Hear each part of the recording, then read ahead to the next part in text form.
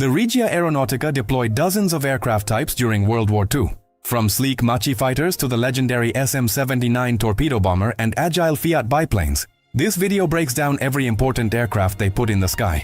Let's begin with fighter aircraft, the defenders of Italian skies and Mediterranean operations. Fiat CR-42 Falco.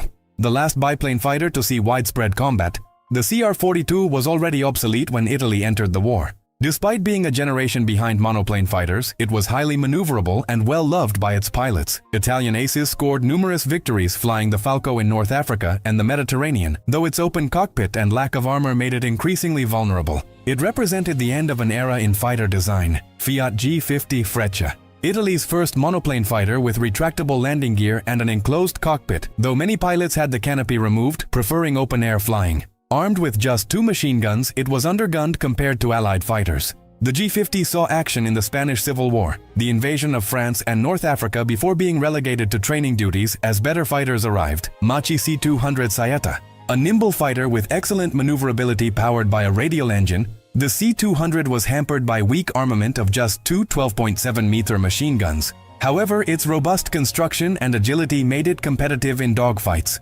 Italian pilots achieved respectable success with the Saetta in North Africa and the Mediterranean, proving that pilot skill could overcome technical disadvantages. Machi C-202 Folgore. The Lightning was Italy's best mass-produced fighter and a significant leap forward. Powered by a German Daimler-Benz inline engine built under license, the C-202 combined speed, climb rate, and excellent handling. Allied pilots who encountered it were surprised by its performance. With better armament, it could have been truly outstanding. The Folgore fought with distinction in North Africa, Malta, and the Eastern Front.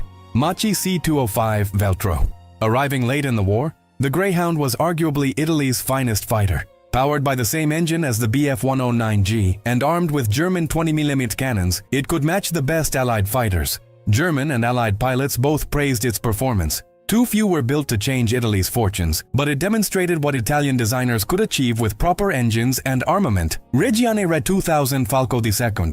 An excellent fighter that the Regia Aeronautica initially rejected in favor of the Machi designs, though it found success with export customers. Sweden and Hungary operated it effectively. The Re 2000 featured good performance and handling, but political and industrial decisions limited its Italian service primarily to defensive duties and naval operations. Regiane Re 2001 Falco II.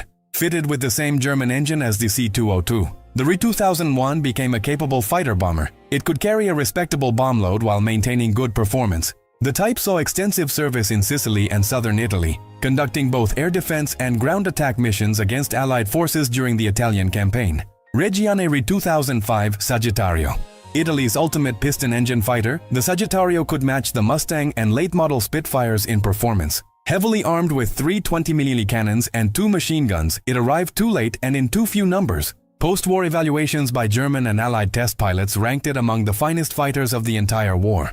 Only 48 were built before Italy's surrender. Caproni Visola F5. An unconventional fighter with a pusher propeller configuration, the F5 showed promise in testing but never reached operational service. It represented Italian innovation, but manufacturing priorities and the collapse of 1943 prevented it from contributing to the war effort. Next on the list is bomber and attack aircraft, Italy's offensive striking power. Savoia Marchetti SM-79 Sparviero. The Sparrowhawk was Italy's most famous bomber and widely considered the best torpedo bomber of the entire war. This distinctive 3-engine aircraft with its humpbacked fuselage sank more Allied ships than any other Axis aircraft. SM-79 torpedo bombers devastated Mediterranean convoys, attacking at wave-top height with skill and courage. British sailors learned to respect and fear the appearance of Sparviero formations. It also served as a conventional bomber throughout the Mediterranean and North African campaigns. Savoia Marchetti SM-81 Pipistrello. The Bat was an older 3-engine bomber that saw extensive service despite being obsolete. Its corrugated metal skin and fixed landing gear marked it as a 1930s design, but it served reliably as a bomber, transport, and ambulance aircraft throughout Italian East Africa and the Mediterranean. Many were converted to transport duty as newer bombers arrived. Fiat BR-20 Cicogna. The Stork was Italy's most modern medium bomber at the war's start, a sleek twin-engine design that participated in the Battle of Britain alongside the Luftwaffe. However, it proved vulnerable to modern fighters and suffered heavy losses. Inadequate defensive armament and limited bomb load hampered its effectiveness. Most were withdrawn from frontline service after disappointing results. Cant Z1007 Alcione.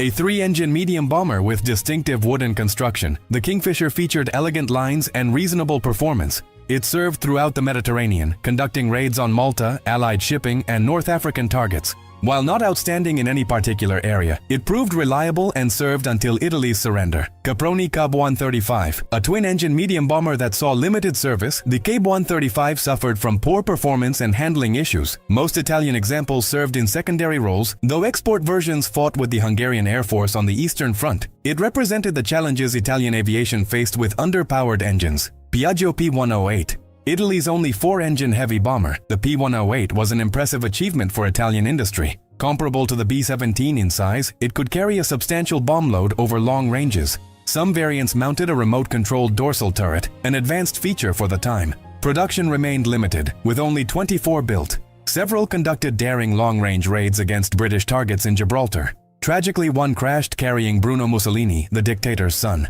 Moving on to reconnaissance and maritime patrol aircraft, Caproni K311, a twin-engine reconnaissance bomber used extensively in North Africa and the Mediterranean. Light and fast for a reconnaissance aircraft, it provided valuable intelligence throughout the Italian campaigns. Its light armament made it vulnerable to fighters, but its speed often allowed it to escape interception. Imam Row 37, a biplane reconnaissance aircraft that seemed outdated but proved surprisingly effective in North Africa. Its rugged construction and ability to operate from rough airstrips made it valuable for tactical reconnaissance. The Row 37 served throughout the North African campaign, providing essential intelligence to Italian ground forces. Imam Row 43, a seaplane fighter and reconnaissance aircraft launched from catapults aboard Italian warships. The Row 43 provided the Italian Navy with eyes beyond the horizon, spotting enemy ships and directing naval gunfire. Its biplane configuration limited performance, but it served adequately in its specialized role throughout the Mediterranean naval campaign. Cant Z-Foil 506 Aeron, a three-engine seaplane used for maritime reconnaissance, air-sea rescue, and bombing. The Heron featured elegant lines and could remain airborne for extended patrols over the Mediterranean. It rescued numerous downed Italian and German airmen from the sea, earning respect for its humanitarian missions. Armed versions conducted anti-shipping and anti-submarine patrols. Cant Z501 Gabbiano, an older single-engine seaplane that served throughout the war despite its obsolescence. The Seagull conducted maritime patrol and air-sea rescue missions across the Mediterranean. Its long endurance made it useful for patrol work, though it was vulnerable to Allied fighters. Many crews owed their lives to Gabbiano rescues. Next on the list is ground attack and specialized aircraft. Breda Ba 65, an attack aircraft and light bomber designed for close air support. The BA-65 featured a distinctive design with radial engine and glazed nose. It saw action in the Spanish Civil War and the invasion of France, but proved vulnerable to modern fighters. Most were withdrawn after suffering heavy losses in North Africa.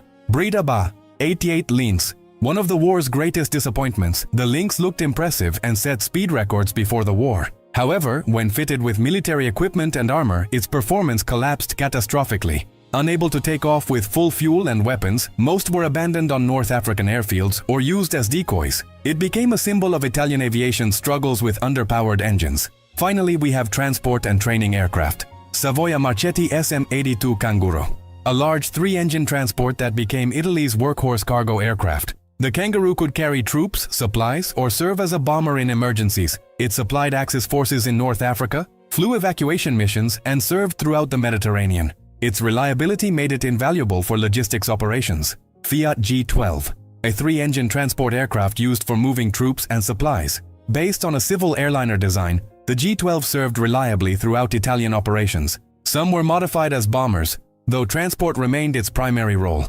Several continued flying after the war in civilian service. Caproni K100, a simple biplane trainer that taught thousands of Italian pilots the basics of flight.